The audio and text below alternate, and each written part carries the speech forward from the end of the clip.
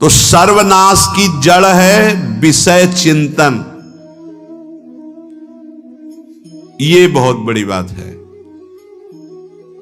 विषय चिंतन सर्वनाश की जड़ है। यहां विषय भोग नहीं कहा, क्योंकि चिंतन का परिणाम भोग है।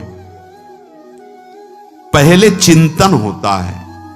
साधक ध्यायतो विषयान पुंसः संगस्तेषु उपजायते संगात् संजायते कामः कामात् क्रोधो विजायते क्रोधात् भवति सम्मोहः सम्मोहात् स्मृति विभ्रमः स्मृति भ्रंशात् बुद्धिनाशो बुद्धिनाशात् प्रणश्यति सर्वनाश।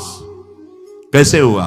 ध्यायतो विषयान पुंसः, विषयों का चिंतन। इसीलिए अनन्यश्चिन्तयन्तु माम भगवान आदेश करते हैं। विषय चिंतन न होने पाए, बिना चिंतन किए आपको कोई भी सुख नहीं मिल सकता। आप देख लीजिए, जगत के किसी भी भोग का सुख नहीं मिल सकता। चिंतन से ही आपको सुख की अनुभूति हो रही है। अगर आप चिंतन ना करें तो आपको कोई सुख नहीं मिलता। आप चिंतन उसका घसीट लिया गया। अगर सुख होता तो भोग में मिल जाता, नहीं मिला। क्यों? कि बोले चिंतन नहीं। किसी को किसी गाढ़ विषय के चिंतन में फंसा दे, फिर उसके सामने भोजन रखे, खीर में नमक डाल दे, सब्जी में चीनी डाल दे और गाढ़ विषय में फंसा दे। तुम्हारा लड़का जो अकेला था, वो ऐसा ऐसा दुर्घटना हो गई, वो अस्पताल में, अब जल्दी से भोजन पाओ और निर्णय बताओ। वो बिल्कुल नहीं बता पाएगा कि खीर में नमक था, सब्जी में चीनी थी। उसका चिंतन वहां फंस गया। अगर ऐसे चिंतन हमारा प्रियाजू में फंस जाए तो संसार के सब क्रियाएं होते हुए भी वो परमहंस है, वो विदेह है। चिंतन, हम लोग चिंतन में चूक कर देते हैं तो फिर क्रियाओं में हमको बंधना पड़ता है। नहीं, सच्ची माने कोई भी क्रिया उसे बांध नहीं सकती। तो क्या जिनका भगवत चिंतन होता है वो असत क्रियाएं भी करते हैं क्या? तो बोले जब चिंतन ही नहीं तो असत क्रियाएं कैसे हो सकती है? पहले क्रिया के असत चिंतन होता है। आप देखना, कोई भी कार्य पहले चिंतन होता है। इसीलिए यहां कह रहे हैं ध्यायतो विषयान पुंसा संगस्तेषु उपजायते। पहले, सबसे पहले विषय का चिंतन होता है।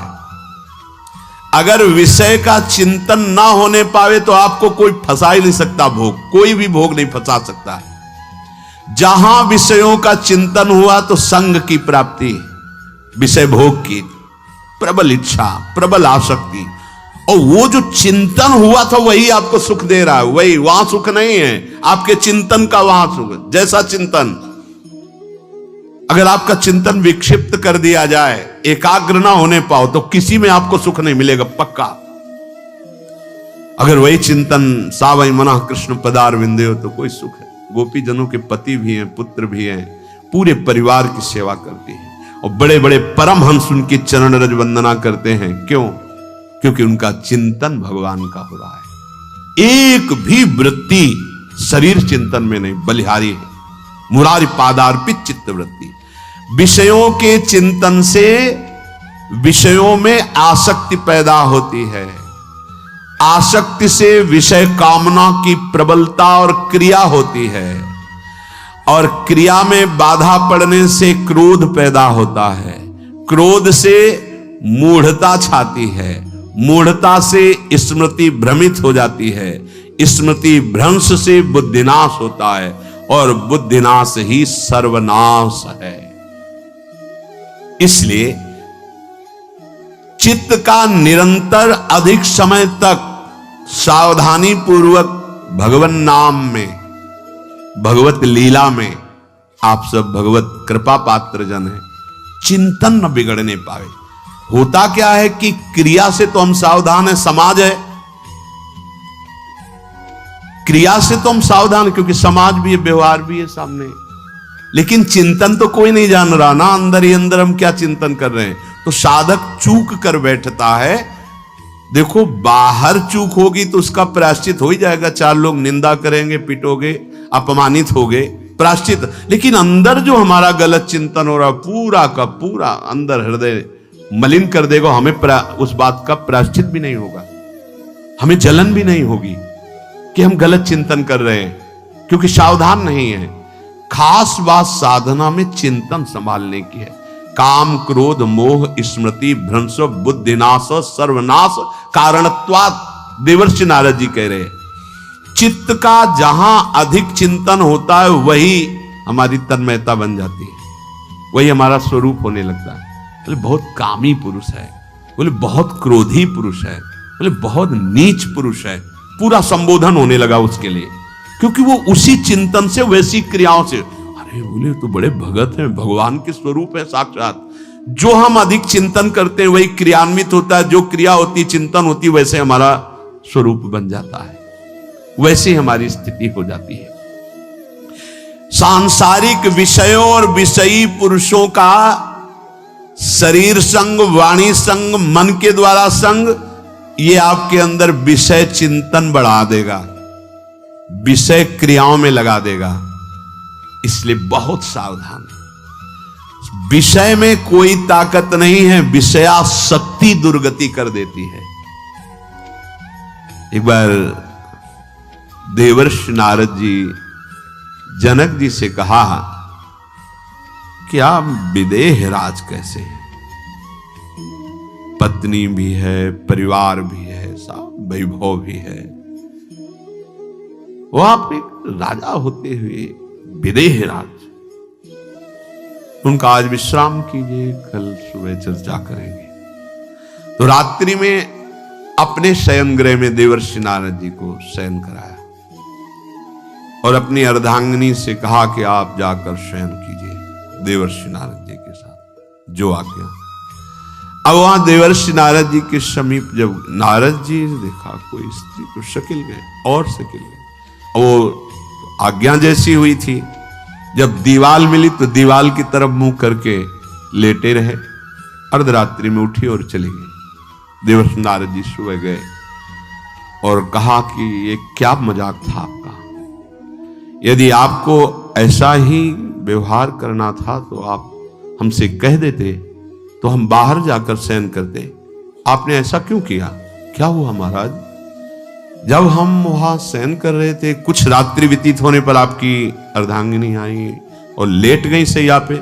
उनको पता नहीं कि एक देव ऋषि के साथ ऐसा व्यवहार नहीं कर। फिर क्या हुआ महाराज? फिर हम और शिकलते गए, फिर दीवाल मिली तो उधर मुंह करके फिर सो गए। तो तुमने स्त्री को दीवाल नहीं समझा, दीवाल को दीवाल समझा। यही आप में और हम में फर्क है। आपके लिए जैसे दीवाल निश्चिंतता का कारण है, ऐसे ही हमारे लिए स्त्री होते हुए भी वो दीवाल की तरह ही है, किंचन मात्र विकार उत्पन्न नहीं कर सकती। यही अंतर है। इसी बात से हमको विदेह राज कहते हैं।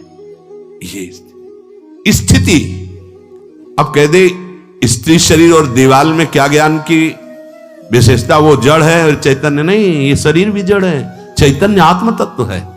पंचभूतों से दीवाल बनी है। अग्नि तत्व से ईंट पकाई गई है। पृथ्वी तत्व तो है ही, पृथ्वी तत्व में जल मिलाकर उसको आकार दिया गया है। वायु तत्व ने उसे सुखाया है, अग्नि तत्व ने पकाया है, और शब्द आकाश तत्व है। पांच भूतों से वो बना, पांच भूतों से बना है। सच्चा ज्ञान ये कि इसमें और दीवाल में कोई अंतर नहीं। चैतन्य घन आत्म तत्व के कारण ये चलता फिरता नजर आता है, और वो खड़ा स्थायी जड़ दिखाई दे रहा है। इसमें भी भगवान है, उसमें भी भगवान है। इसमें भी पंचभूत है, उसमें भी पंचभूत है। नरसिंह भगवान खंबे से प्रकट हुए थे, बस केवल अज्ञान के कारण जड़ चैतन्य का भेद है। तब समझ में आया। ये जो हमारे अंदर भोगों की आसक्ति है, यही कामना प्रकट करते, यही पाप प्रकट करते, यही हृदय को मलिन कर दे। इसलिए हम अपने चिंतन को संभालें। चित्त चोर के चरणारविंद का चिंतन करें, निरंतर नाम जप करें, भगवद आश्रित रहें। प्रभु अपने भक्तों की रक्षा करते हैं, जैसे मां अपने बच्चे की करूं सदा तिनके रखवारी, जिम बालक राखे महतारी, राधा राधा राधा शेष जागे। श्री राधा वल्लभ लाल।